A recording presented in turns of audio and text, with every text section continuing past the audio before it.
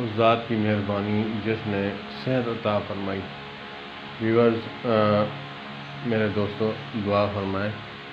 مجھے ہفتے والے دن جو ہے نا فالج کا اٹیک ہوا ہے۔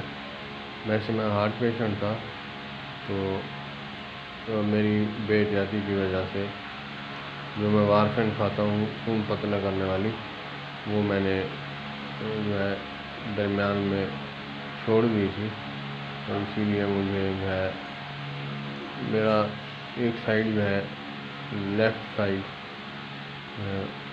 اس کا مسئلہ بنا ہے۔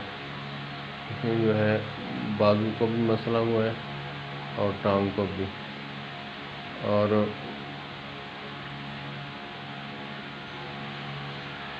منہ کا حصہ بھی تھوڑا جو ہے وہ فرق آپ کو بھی محسوس ہو رہا ہوگا۔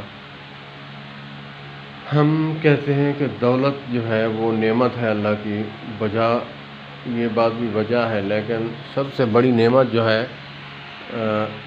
وہ صحت ہے۔ اللہ پاک ہم سب کو صحت عطا فرمائے، اور صحت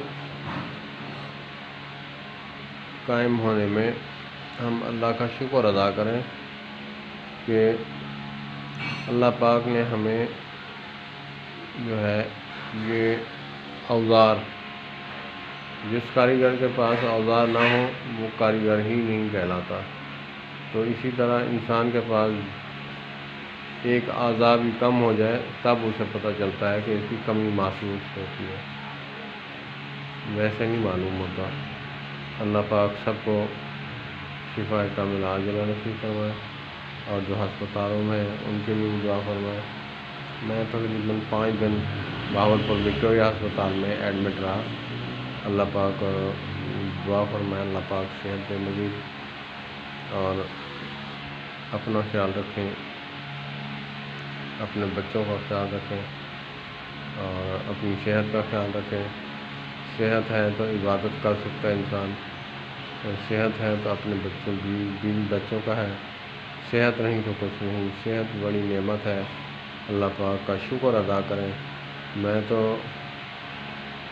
یہاں تک کہتا ہوں کہ سر کے بل بھی اگر انسان الٹا لٹک کر جو ہے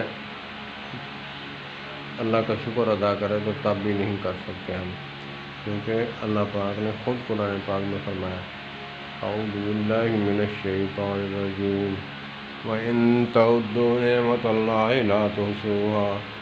اللہ پاک فرماتے ہیں میری نعمت کو تم اگر شمار کرنا چاہو تو شمار ہی نہیں کر سکتے۔ واقعی سبحان اللہ، اللہ کی کون کون سی نعمت کو ہم شمار کریں۔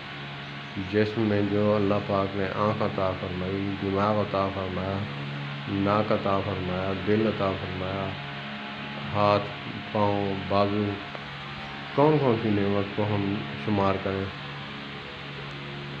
اس کا شکر بجا لانا تو بات کی بات ہے، لیکن ان کو شمار ہی نہیں کر سکتے کہ ہم اللہ کی نعمتیں شمار کریں انگلیوں پر یا کیلکولیٹر پر، کہ اللہ پاک نے کون کون سی نعمتوں سے ہمیں نوازا ہے۔ اللہ پاک نے ہمیں نعمت دی ہے، صحت والی نعمت جو ہے، اس سے انسان کو جو ہے شکر ادا کرنا چاہیے۔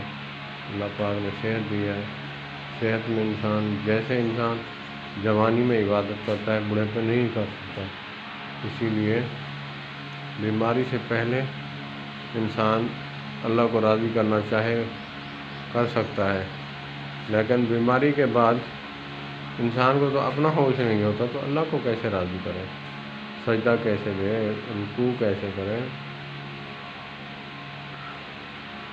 اللہ پاک سب کو صحت دے، اور میرے لیے بھی خصوصی دعا فرمائے۔